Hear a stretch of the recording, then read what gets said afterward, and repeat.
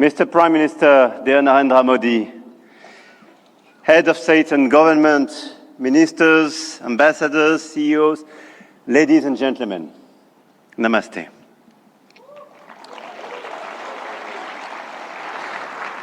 Thank you very much for welcoming us in this magnificent city, in this magnificent country. And it's great to be back after my 2024 state visit for this Artificial Intelligence Impact Summit hosted by you, Mr. Prime Minister. And I want to start with a story. 10 years ago, a street vendor in Mumbai could not open a bank account. No address, no papers, no access. And today, the same vendor accepts payments on his phone, instantly.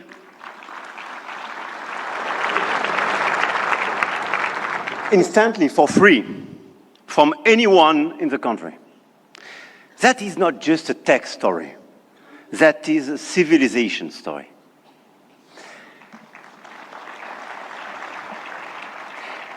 And India built something that no other country in the world has built. A digital identity for 1.4 billion people. A payment system that now processes 20 billion transactions every month. A health infrastructure that has issued 500 million digital health IDs. Here are the results. They call it the India Stack, open, interoperable, sovereign. That, dear friends, is what this summit is about.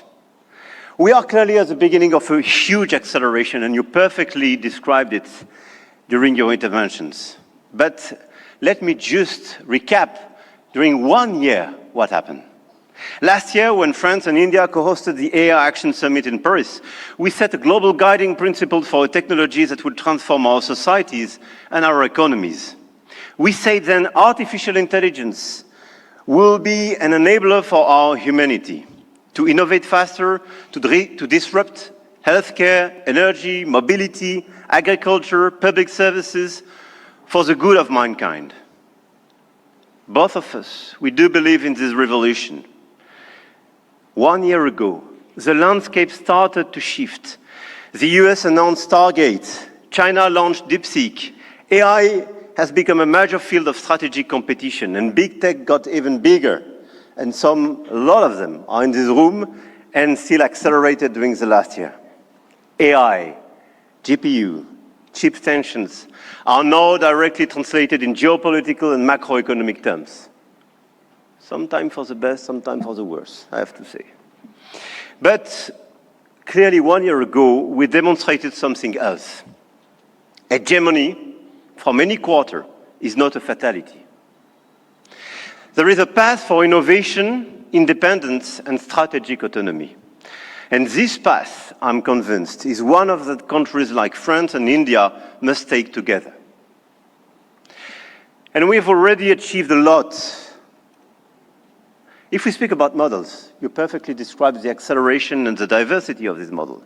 India made a deliberate sovereign choice. SML, small language models. Task-specific, designed to run on a smartphone. And India built the first government-funded AI and deployed 38,000 GPUs at the cheapest rates to every startup in the country, as you perfectly described, Mr. Minister. We took a complementary path. We invested in European large language models. Mistral, founded in Paris a little bit more than 2 years ago, is now valued at 12 billion euro, backed by Dutch leader ASML, German SAP, and French CMS AGM, serving over 100 of major clients all over the place in Europe and elsewhere. They announced last week a new investment in data center in Sweden and a new acquisition of Koyeb, building an actual European AI cloud. India chose granular and smart, and Europe chose sovereign and scaled. But both chose independence, and both were right. And this is as well the cooperation with LLMs coming from the US, and through cooperation, but cooperation based on mutual respect and independence, which could pave the way for progress. After the model of the infrastructure, you just described all the infrastructure made by a lot of large companies in India, and all of us, we are building new infrastructure, computing capacity. 1 year ago in Paris, we announced $109 billion in AI investments, and we are delivering this project with a lot of data centers, 58 billion euro in 2025, powered by our decarbonated nuclear energy. With a great asset, and this is very important indeed, to have low carbon and available energy. Last year, France exported 90 terawatt-hour of low carbon energy and pilotable energy, which is a huge opportunity to build faster and bigger data center. At the European level, 200 billion euro have been committed with the arrival of the Alice Lecoq exascale supercomputer, key component of our AI factory ambition shared with Netherlands and Greece, and we share the computer with them. Models, infrastructures, talents. India trains hundreds of thousands of AI engineers every year. With 500,000 engineers, India has the second largest developer community in the world. In France, we are doubling the number of AI scientists and engineers trained, and we've now more than 1,100 AI startups thriving in France, creating dozens, thousands of jobs. Harmattan AI partnering with Dassault, Gradium for voice AI, Poolside, Ash, Hugging Face. I could quote a series of these unicorns and large caps, and this is clearly one of our strengths. In quantum computing, the next frontier, France is not placing one bet. We are placing four technologies. 4 French companies, Pascal, Pandela, Alice and Bob, Quobly, and one ambition, to make Europe a quantum power, which is also the ambition of AMI Labs, Advanced Machine Intelligence Labs, from our dear Yann Lequin for Frontier Research. The smartest AI is not the most expensive. It is the one built by the best people and for the right purpose. Models, infrastructure, talents, capital, and adoption. This is where the Indian model is truly revolutionary, providing solutions for everyone in the country. From 200 million of Indian farmers in their own dialect, to travel advice for 400 million of pilgrims, or AI diagnostics for rural clinics, all running on India's digital public infrastructure. Open rails, near zero cost, adoption is key, and being inclusive is key. In Europe, our AI factories optimize energy grids, transform logistics, reinvent healthcare administration, and we are proving you can build a competitive AI industry while protecting your citizens' data. And opposite to what some misinformed friends have been saying, Europe is not blindly focused on regulation. Europe is a space for innovation and investment, but it is a safe space. And safe spaces win in the long run. I'm sure of that. Now, the point of this summit was not only to say, let's do more. It was to say, let's do better together. AI may be a powerful accelerator of productivity and a major shift for labor markets. This is why access to AI for all is critical. France and India share a common vision, a sovereign AI used to protect our planet and to foster prosperity for all.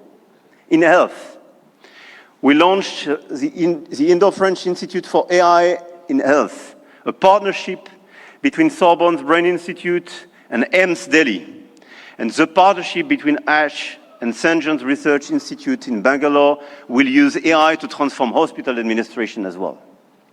In language, we jointly launched Current AI for sustainable and sovereign AI access. And this year, we announced an open hardware tool for translation into Indian languages and dialects. Because AI, that doesn't understand dialects is not AI for all.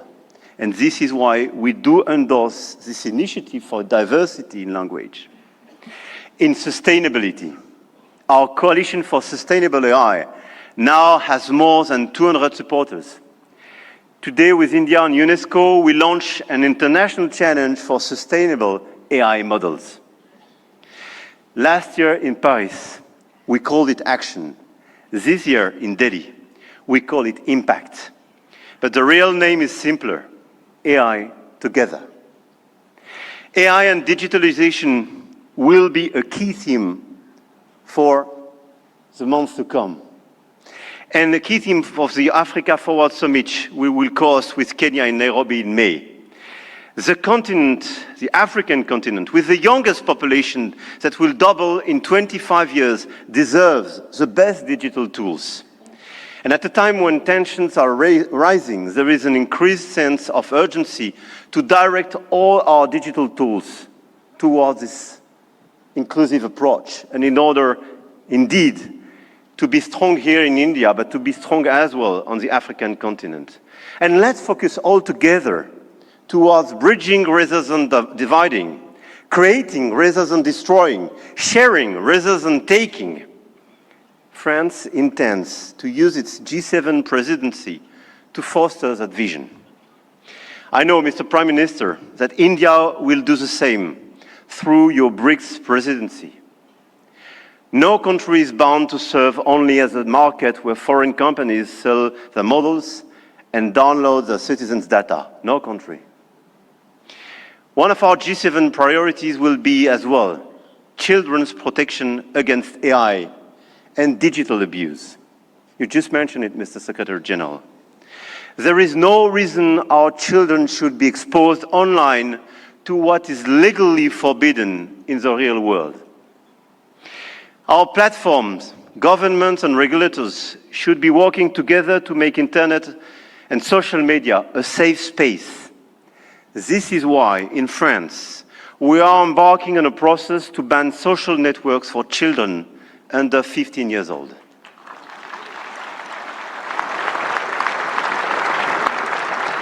And we are committed here in this journey with a lot of several European countries being present here today. Greece, Spain. I know, Mr. Prime Minister, you will join this club.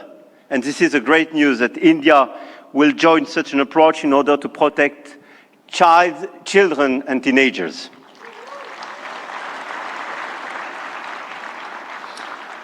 And we stand ready to take all necessary actions to ensure that our young citizens are truly safe, and wish to engage with all willing partners to make this vision happen for all. And this is a new coalition of willings in order to protect our children and teenagers. Protecting our children is not regulation as well. It is civilization. To conclude, the message I have come to convey is that we are determined to continue to shape the rules of the game. And to do with our allies, such as India, because we believe in core shared values: science, rule of law, global balance, efficient multilateralism, innovation for the benefit of all. Now is the time to channel our forces toward what works.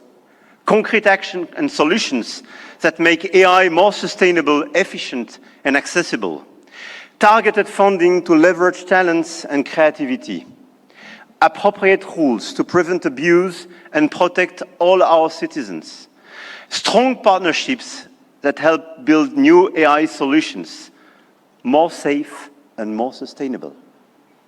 I want to thank all the governments and business leaders present in this room and engaged in this journey.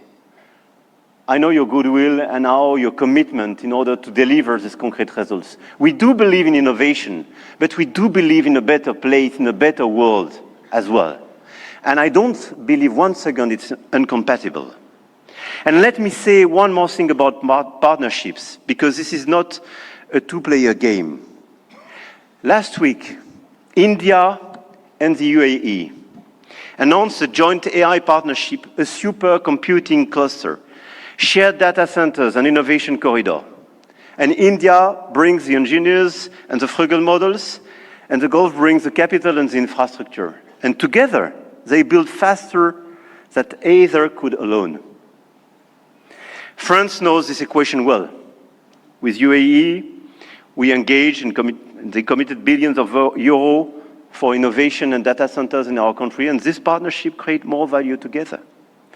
This is not dependency. This is intelligent convergence between governments, with companies, large caps, startups, and this is clearly this intelligent convergence which can provide results. The old world said you compete or you lose. The new world says you connect or you fall behind.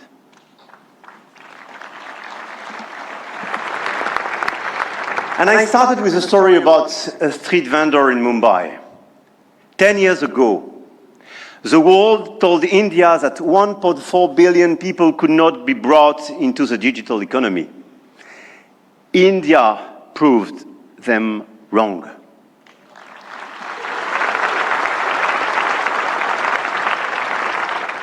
Today, some say AI is a game only the biggest can play. That you need $400 billion to be in the race. That nothing can exist between the two blocks. India, France, Europe, together with our partners, those who believe in our approach, companies, governments, investors, might have a different way. The money race is important and we cannot discount it. But the outcomes and real value creation for our population is even more. The future of AI will be built by those who combine innovation and responsibility, technology with humanity. And India and France will help to shape this future together. And the journey has just begun. Jai Ho. Thank you.